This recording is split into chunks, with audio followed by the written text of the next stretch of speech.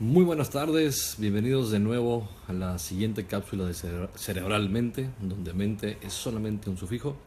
Yo soy el doctor Carlos Novo, neurocientífico clínico, y vamos a continuar en esta cápsula prenavideña. A todos los que nos ven y los que nos verán en el futuro, se les desea lo mejor de las fiestas, que tengan salud, serenidad y placer siempre. Eh, Vamos a continuar. La vez pasada nos quedamos en un gran momento de la historia, el siglo XVIII, y ahora vamos a empezar con el siglo XIX, donde la revolución de la neurociencia como campo, como lo conocemos hoy, realmente empezó a forjarse, a organizarse, a involucrar a todos estos neurofisiólogos y neuroanatomistas, físicos y matemáticos, neurólogos clínicos, psicólogos médicos, lo que después sería psiquiatría, de los psiquiatras. Y vamos a continuar con esto, comenzando con una fecha específica, 1842, donde nacen dos grandes. Uno es William James, uno de los padres de la psicología moderna, junto con Wundt y posiblemente Kraepelin y algunos otros del mismo nivel. Y por otro lado, Catón, que fue un neurofisiólogo inglés, que fue el primero como tal en reportar mediciones de fluctuaciones eléctricas con un galvanómetro. Hablábamos de Galvani la vez pasada y como Matteucci y después los alemanes con la escuela de Helmholtz y sus alumnos Emile de Bois-Reymond y otros tantos continuaron este trabajo de neurofisiología, y finalmente Cantor lo aplicó para medir actividad eléctrica cerebral. Lo habían estado haciendo otros más o menos por las mismas fechas, 1860s y 70s, en Rusia también, y en Inglaterra y en Alemania. Entonces, por un lado tenemos eso, y por otro lado, decíamos, venimos de Gall y su cranioscopía, que después llamamos frenología. Frenología es un término que lo único que quiere decir en griego, perdón, es simplemente el estudio del alma. Frenología y psicología son 100% sinónimos. La frenología no la expandió tanto Gall, más bien lo hizo uno de sus alumnos con ciertos toques de traidor. Y después hubo un gran anatomista, Florence, que se dedicó casi toda su vida, y estamos hablando de casi un siglo después de Gall, 60 años después, pero toda la teoría de Gall y la frenología tomó muchísimo auge en su momento. Era la escuela que explicaba el comportamiento humano con ciertas bases biológicas, con una base muy rudimentaria y muy poco real, que era midiendo la forma del cráneo, pero tomó mucho poder, inclusive literariamente hablando. Hubo muchos literatos como Balzac, por ejemplo, o Bouldier, el maestro Bouldier, que tomaron estas ideas y las pusieron en sus obras literarias, así como sucederá 150 años después con el psicoanálisis, por ejemplo. Y ahora haremos un poquito de eso en la siguiente, que será la última de este año y la última cápsula de historia, lo prometo. Entonces tenemos esta escuela, la escuela de la psicología moderna, que comienza junto con la neurofisiología de Catón y otros muchos, evidentemente, y anatomistas y fisiólogos como Florence. Poco antes de Florence, un gran anatomista sueco. Es que ahorita casi todo mi universo está en Suiza, entonces me confundí. Pero ese sueco, Swedenborg, aunque tuvo muy poco tiempo en el campo de la anatomía, hizo un gran tratado y se adelantó 100, 150 años a su tiempo con una teoría de lo que era el cerebro y las células neuronales y cómo funcionaba este. Se olvidó, no tuvo mucho impacto, pero un siglo después, que es donde estamos ahorita, empezaron a surgir grandes anatomistas en diferentes escuelas, especialmente la francesa y la alemana. Y aquí vamos a hablar básicamente de la escuela francesa, en la Salpêtrière, en donde grandes anatomistas, neurólogos y psiquiatras como Charcot, que es uno de los grandes maestros del área, que además tuvo una infinidad de alumnos que fueron igual de grandes.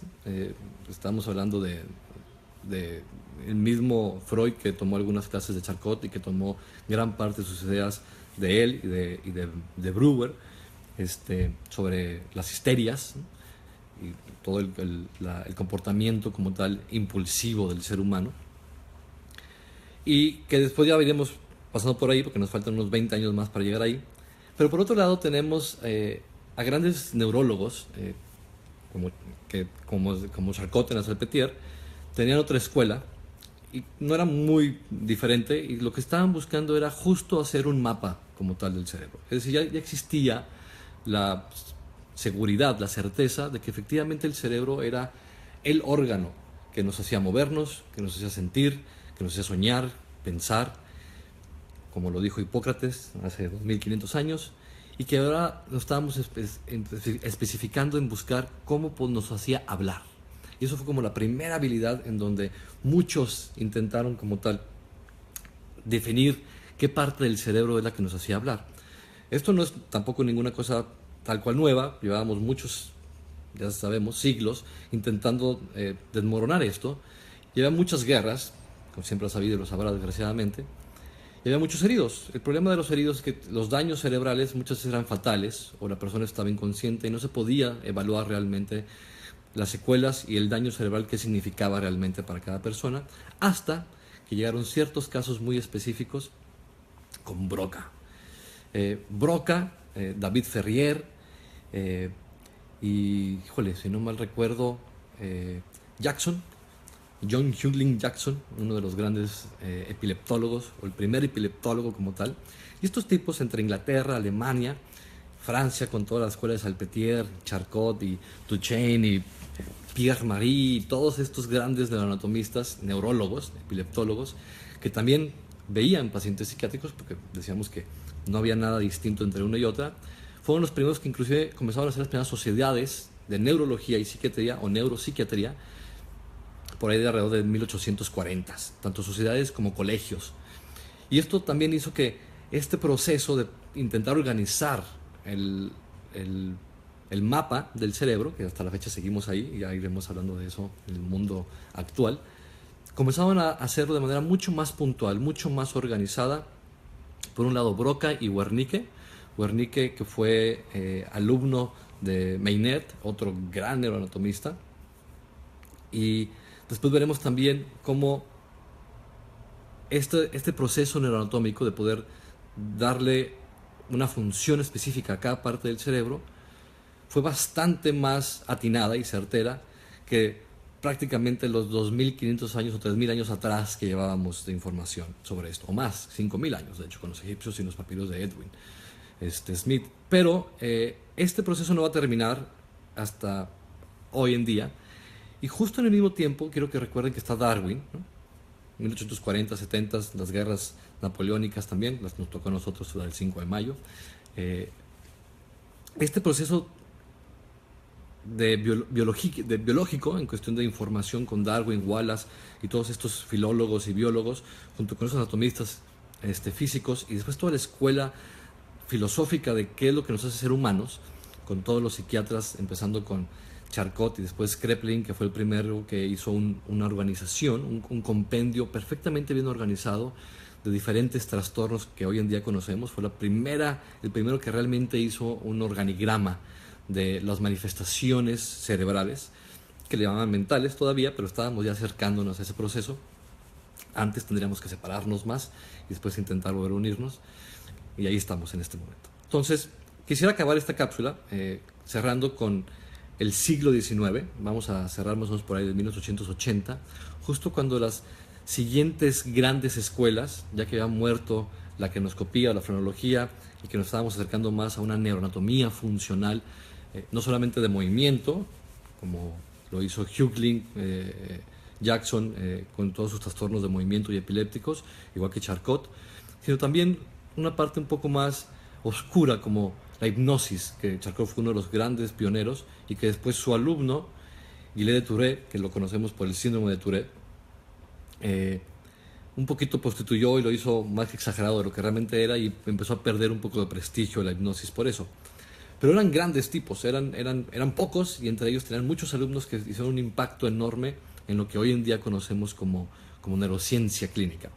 Así que la siguiente vez comenzaremos con Breuer, Kraepelin y Freud, que son las escuelas más grandes como tal de la psiquiatría.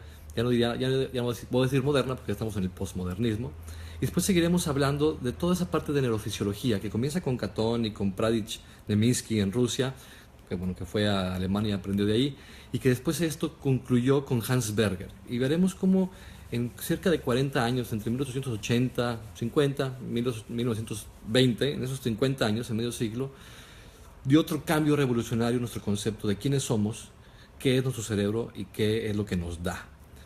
Y ahí terminaremos en la siguiente cápsula para después adentrarnos en el mundo postmoderno de lo que hoy es neurociencia clínica. Así que les deseo la mejor de las fiestas, conozcan su cerebro y tendrán una vida mucho más feliz. Hasta la próxima.